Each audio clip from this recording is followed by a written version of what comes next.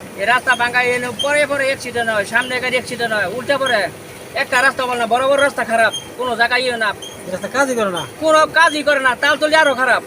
ফুলবাড়িয়া থেকে গারোবাজার পর্যন্ত যে রাস্তাটি, এই রাস্তাটি দীর্ঘ 17-18 বছর যাবৎ উন্নয়নের কোনো ছোঁয়া এই এলাকার বৃহত্তর এলাকার মানুষ পায়নি। দুঃখের বিষয়, এই রাস্তাটি 17 বছর যাবৎ কোনো এই ফ্যাসিস্ট আওয়ামী সরকারের আমলে যে যে 5 বারের যে এমপি মুসলিম উদ্দিন সাহেব যে দূষর ছিলেন, উনি এই রাস্তাটি এলজিডির মাধ্যমে দু একবার হয়তো সিন্ডিকেটের মাধ্যমে এই রিপেয়ারিংয়ের কাজ হয়েছিল, কিন্তু সেটা শুধু নামে মাত্র, মানে কোনো কাজ উন্নয়নের ছোঁয়া লাগেনি। তাই এই রাস্তাটি অতি জরুরিভাবে এই রাস্তাটির প্রয়োজনীয়তা আমরা এটা উপলব্ধি করছি। এটা যেন এই রাস্তাটি হয়।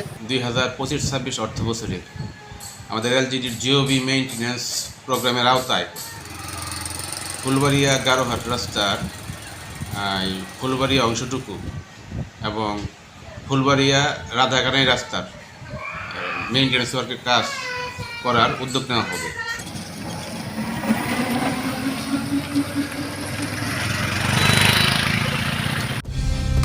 কালার এক্সপার্ট, জর্জ স্যাপ এবং মাইল্ড অন হ্যান্ডস টেকনোলজি সমৃদ্ধ অরিক্স ক্রিস্টাল ওয়াশ আপনার লন্ড্রি এক্সপার্ট।